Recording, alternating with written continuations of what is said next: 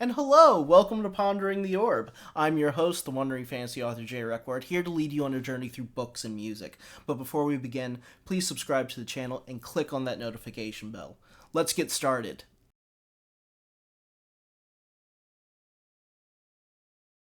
Our Old Book is a classic of the genre of fantasy, not just in epic fantasy and sword and sorcery, but continues to have an outstanding influence to inspire generations of authors and readers alike, who love these books with all of our hearts.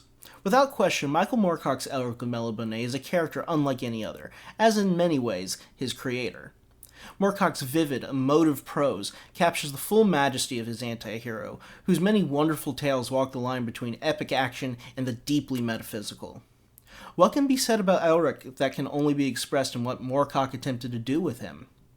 Instead of a muscle-bound hero set against the foes of the material world like Conan, or pitted against a dark lord found in Tolkien's Lord of the Rings, Elric is the grayest of gray characters. He walks so many lines as he navigates between the forces of order and chaos. An addict, a lover, a murderer, but always enslaved to his parasitic sword Stormbringer. He is honestly one of my favorite literary characters.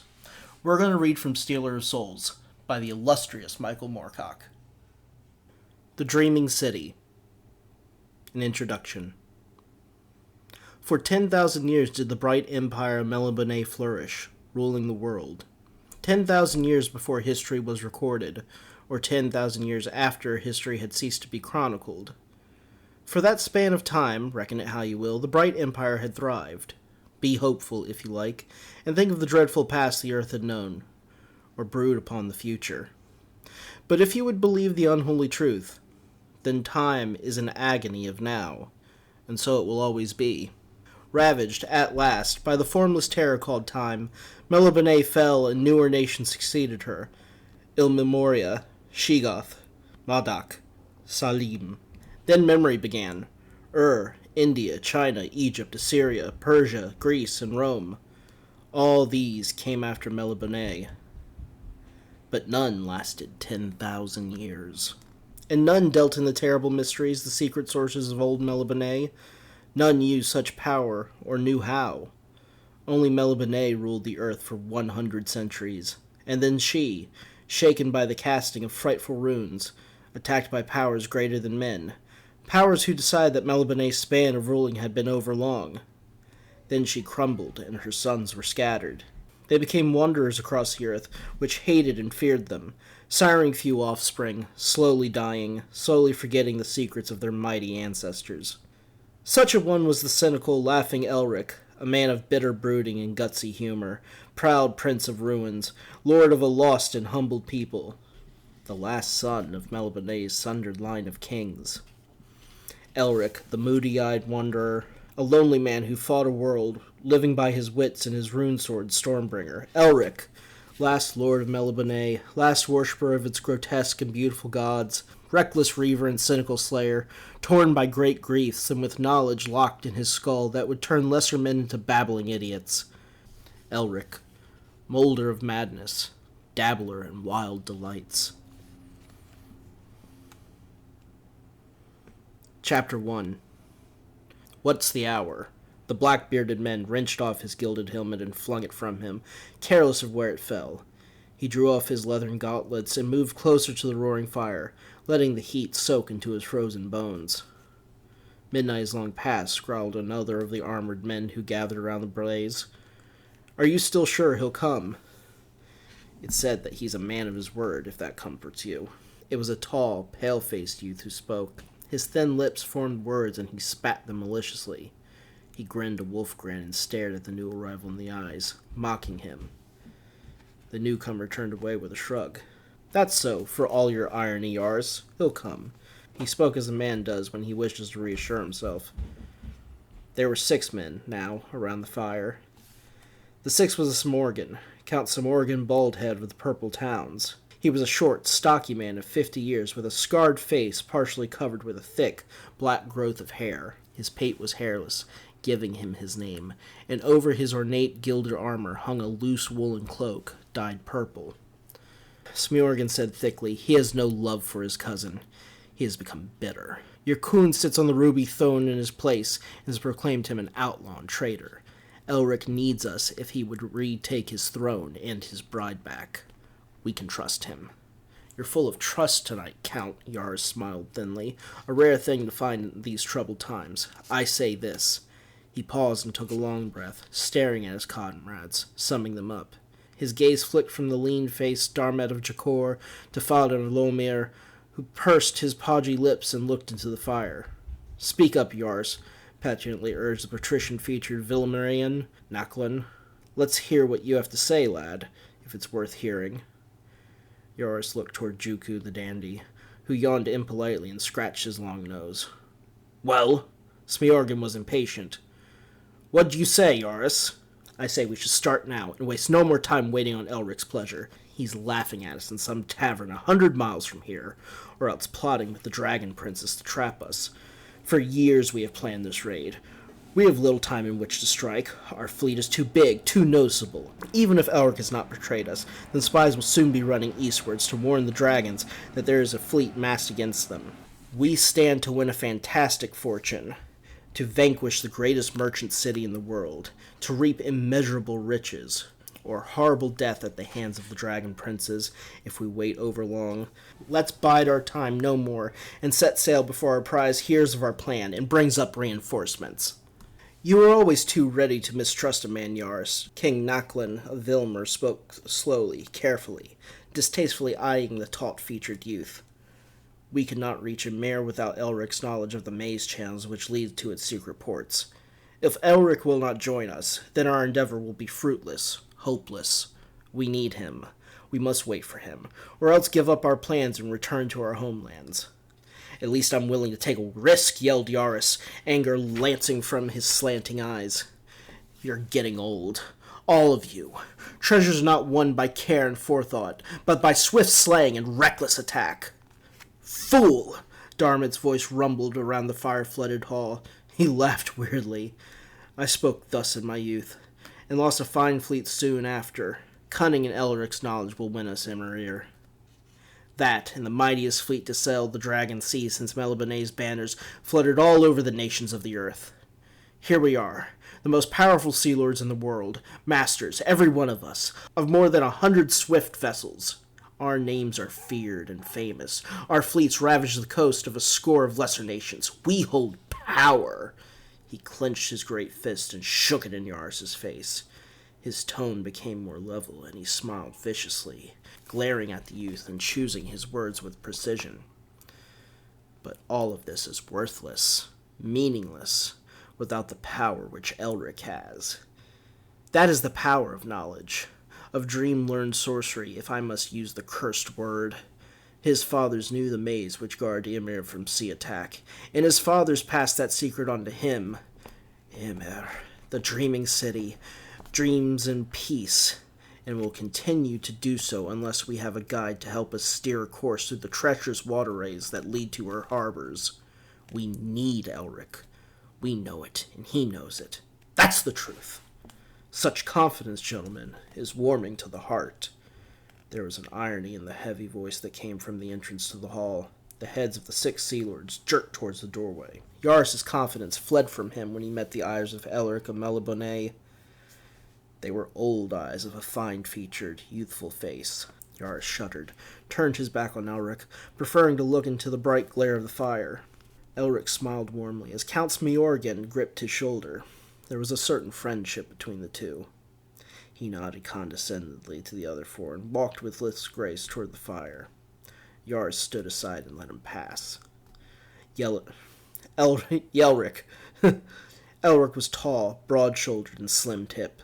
He wore his long hair bunched and pinned at the nape of his neck, and for an obscure reason, affected the dress of a southern barbarian.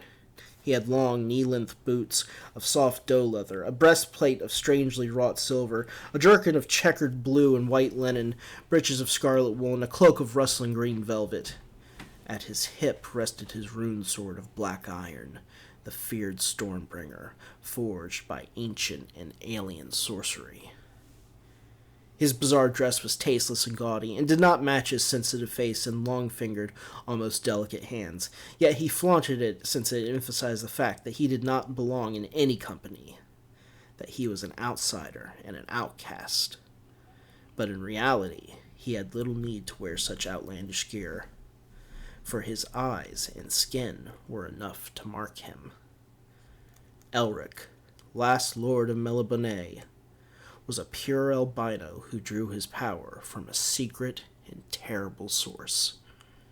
Smeorgan sighed. Well, ELRIC, when do we raid Ymir? ELRIC shrugged. As soon as you like. I care not. Give me a little time in which to do certain things. Tomorrow? Shall we sail tomorrow? Yara said hesitantly, conscious of the strange power dormant in the man he had earlier accused of treachery. ELRIC smiled, dismissing the youth's statement. 3 days' time, he said. 3. Or more. 3 days. But Ymir will be warned of our presence by then. Cautious Faden spoke. I'll see that your fleet's not found, ELRIC promised. I have to go to Ymir first, in return. You won't do the journey in 3 days. The fastest ship could not make it. Smeorgan gaped. I'll be in the dreaming city in less than a day, ELRIC said softly, with finality. Smeorgan shrugged. If you say so, I'll believe it. But why this necessity to visit the city ahead of the raid? I have my own compunctions, Count Smeorgan. But worry not. I shan't betray you. I'll lead the raid myself, be sure of that. His dead white face was lighted eerily by the fire, and his red eyes smoldered. One lean hand firmly gripped the hilt of his rune sword, and he appeared to breathe more heavily. Ymir fell, in spirit, 500 years ago. She will fall completely soon. Forever. I have a little debt to settle. That is my sole reason for aiding you. As you know, I have only made a few conditions. That you raise the city to the ground, and a certain man and woman are not harmed. I refer to my cousin, your coon, and his sister, Moral. Yar's thin lips felt uncomfortably dry. Much of his blustering manner resulted from the early death of his father. The old Sea King had died, leaving the youthful Yars as the new ruler of his lands and his fleets. Yars was not all certain he was capable of commanding such a vast kingdom, and tried to appear more confident than he actually felt. Now, he said, how shall we hide the fleet, Lord ELRIC? The Melibonian acknowledged the question. I'll hide it for you, he promised. I'll go do this now, but make sure all your men are off the ships first. Will you see to it, Smeorgan? Aye, rumbled the stocky count. He and ELRIC departed from the hall together, leaving the 5 men behind. 5 men who sensed an air of icy doom hanging over the overheated hall. How could he hide such a mighty fleet, when we know this fjord better than any, and found nowhere, Darman of Jakor said bewilderedly. None answered him. They waited, tensed and nervous, while the fire flickered and died untended. Eventually Smeorgan returned, stamping noisily on the boarded floor. There was a haunted haze of fear surrounding him, an almost tangible aura, and he was shivering terribly. Tremendous, racking ululation swept up his body, and his breath came short. Well, did ELRIC hide the fleet? At once? What did he do? Darmot spoke impatiently, choosing not to heed Smeorgan's ominous condition. He's hidden it. That was all Smeorgan said, and his voice was thin, like that of a sick man, weak from fever. Yaris went to the entrance and tried to stare beyond the fjord slopes, where many campfires burned, tried to make out the outlines of the ships, masts, and rigging, but he could see nothing. The night's mist's too thick, he murmured. I can't tell whether our ships are anchored in the fjord or not. Then he gasped involuntarily, as a white face loomed out of the clinging fog. Greetings, Lord ELRIC, he stuttered, noting the sweat of the Melibonian's strained features.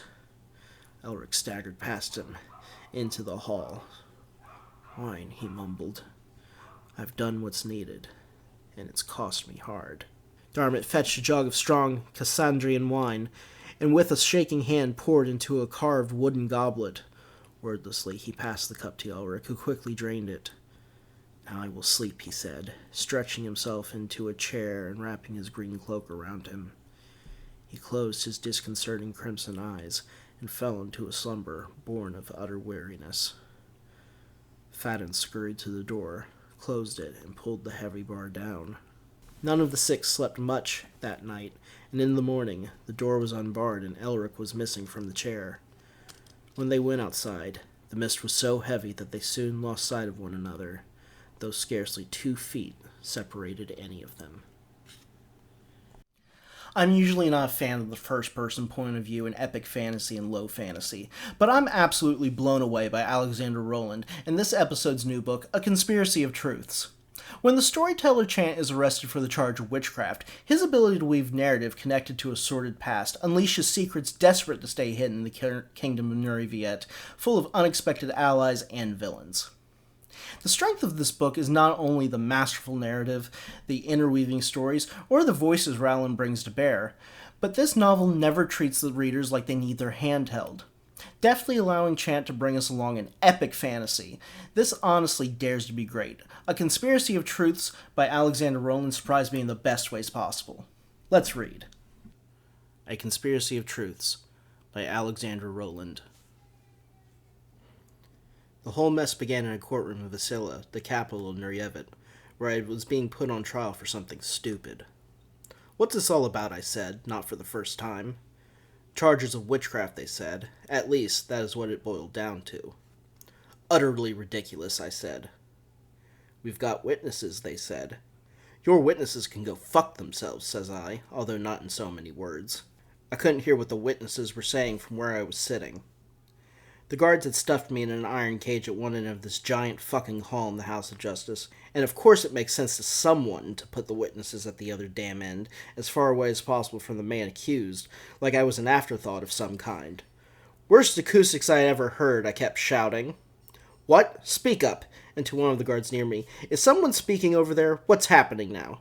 And generally making a nuisance of myself until the bored lawyer, whom they had grudgingly supplied me, turned around and shushed me. Says she, "Can't you prove that you're not a black witch?" First thing she ever said to me. Can you prove you're not a black witch? And of course, that was Constanza. That's how I met her. Don't like her any more now than I did then. Less, probably. "Can you prove I am?" says I. "The witness just now said that you pointed at her cow and it died." I rolled my eyes. "And the one before that said she heard you talking and felt a chill up her back like the claws of a ghost. She said your familiar is haunting her house now." "Excuse me." Noises at night, something crawling across her bed.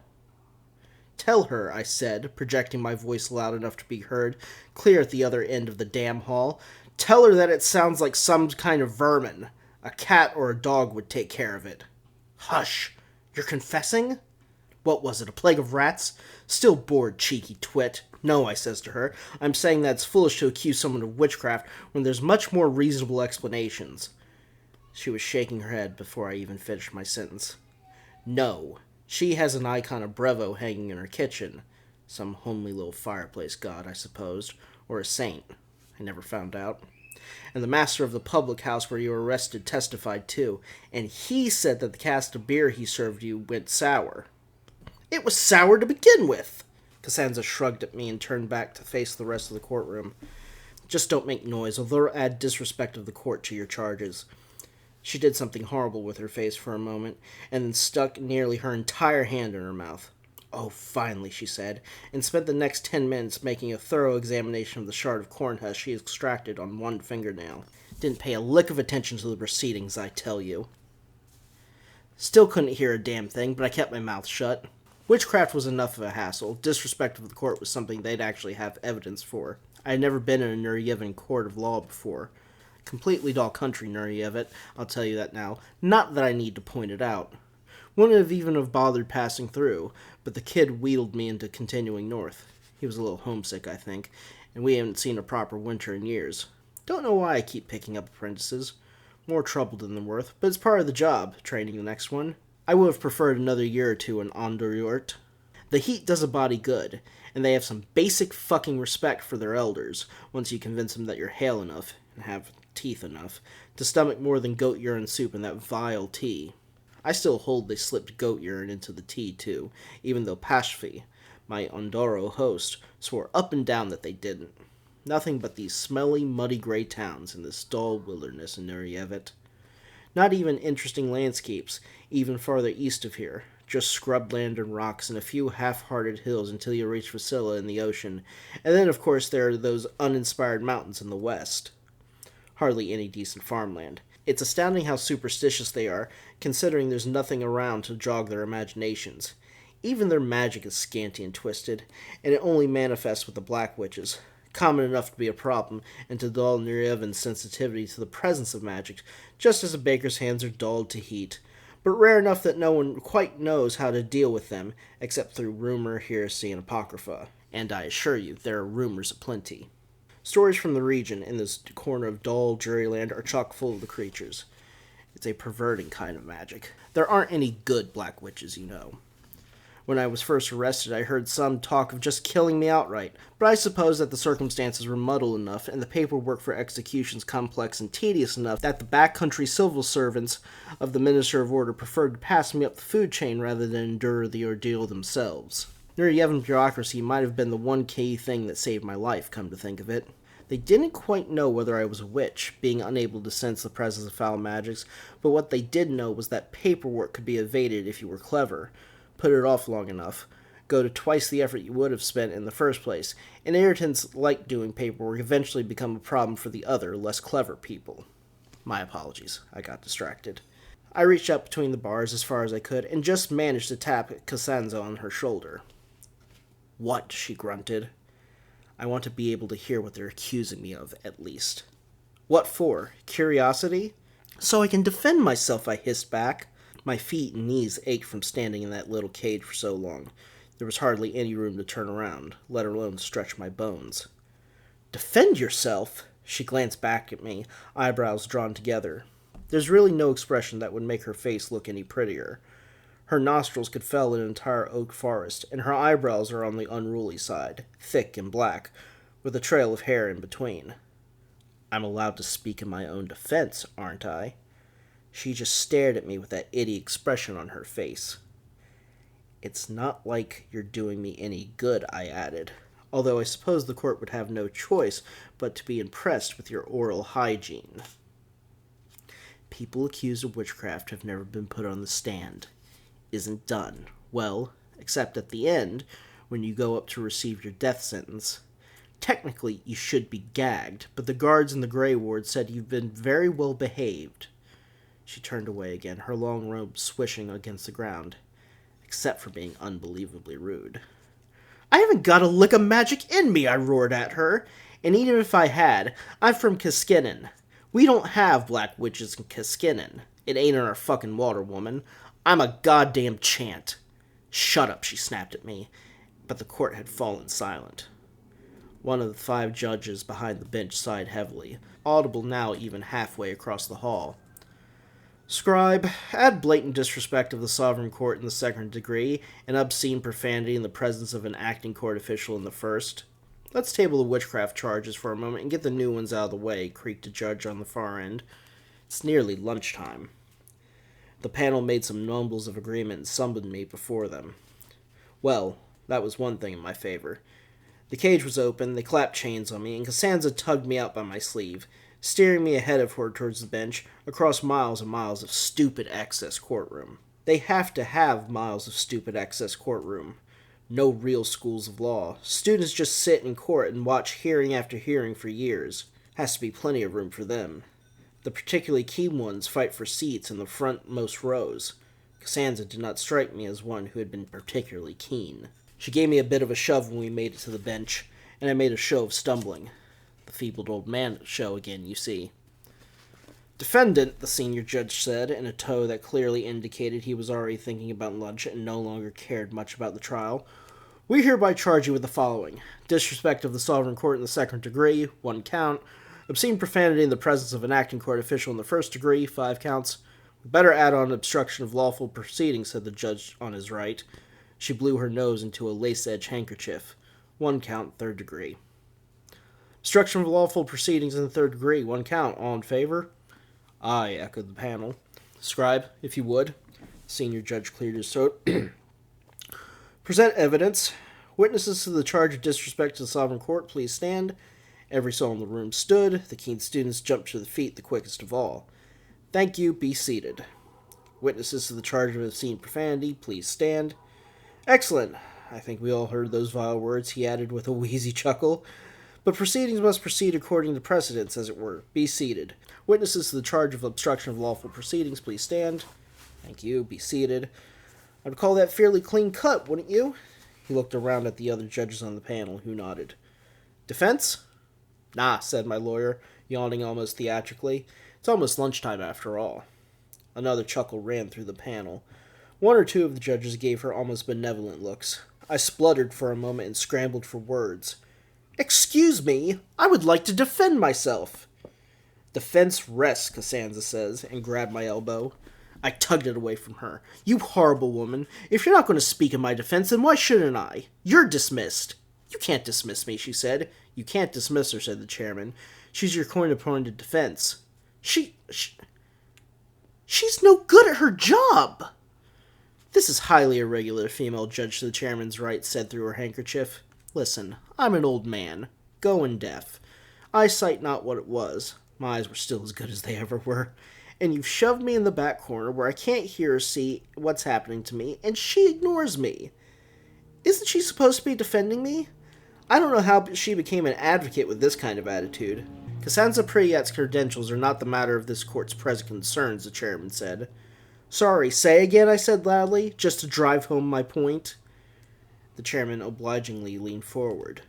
We don't care if you don't think she should be an advocate, he said loudly. Well, fine. You can't fault me for having an interest in my own fate, though, can't you? How is it fair for me to be caged at the back, like I'm not the reason we're all here today? You're not the reason we're here, said the judge with the kerchief. It's hearing day. Happens every month. There are 6 other people whose cases are also being heard today, the chairman said, pointing around the room. There were several other cages. Prisoners in them glared at me. You're interrupting the proceedings of justice for them as well. Hence your charge of obstruction. My surprise, in fact, was genuine. Well, dear me, what an embarrassing situation, Cassandra behind me snorted. I suppose I'd better apologize to all these honorable men and women. I hope they can forgive an ignorant foreigner. It didn't look like they would. If I had been able to hear what's going on, or if anyone had bothered to explain, I surely wouldn't have kicked up such a fuss. Truly, I had no such idea. The charge of obstruction will stand, the chairman announced to the court. We will lighten it from the 3rd degree to 2nd for your repentance. The charge of obscene profanity ought to stand as well, said the youngest judge on the end. He still had some color in his hair. We did all hear him say what he said. So we did, said the chairman. What do we think of blatant disrespect, panel?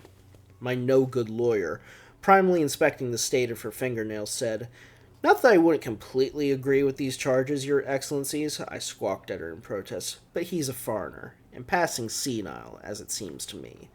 And deaf, I added sharply. Mostly deaf. Cassandra gestured towards me. You see my point, your excellencies? He's an ignorant outlander, and unfortunately, punishment by law isn't something that can help him with that.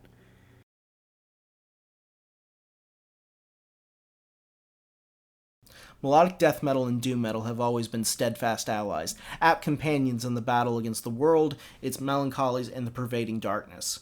And these days none blend Melodeath and doom together better than Connecticut's own Fires in the Distance. This 4-piece is only 2 albums in, but already carry the gravitational weight of a sound most bands of the past dreamt of. With exquisite musicianship and understated lyrics, it is no wonder this band has drawn so much attention with their recent release, 2023's Air Not Meant For Us, out of the legendary Prosthetic records. From beginning to end, there is no filler on this EP. Let's listen to Fires in the Distance and their track, Wisdom of the Falling Leaves.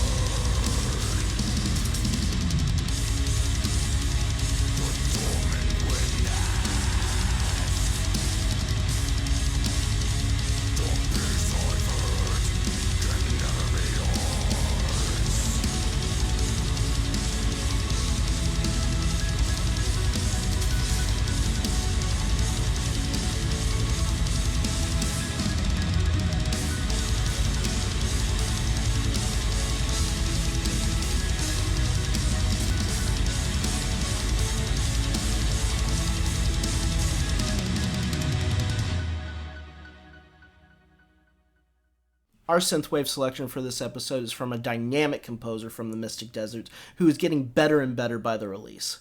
The track we are playing, Elysium Air, is taken from 2023's Getaway, but make no mistake, Caspro's collaboration with Pondering the Orb mainstay Decisive Koala is my pick for the best synthwave album of 2023. To speak of the diversity, originality, and fun that goes into this album would take away from how truly wonderful it is, so instead of relying on my words, let's shine. This is Elysium Air by Caspro featuring Decisive Koala.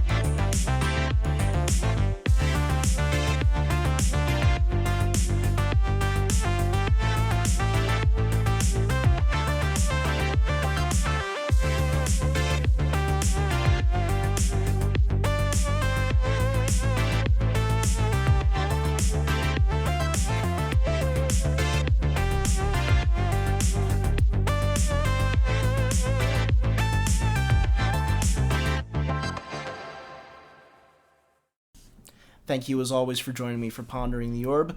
Please like, subscribe, and click on that notification bell. My epic fantasy Atinia is available in ebook and print at many fine booksellers. Go buy and review it. Please make sure to check out Michael Moorecock, Alexandra Rowland, Fires in the Distance, Caspro, and all the wonderful links to their books and music below. Shout out to the koala bear who came down from his black mountain. Be well and safe journeys.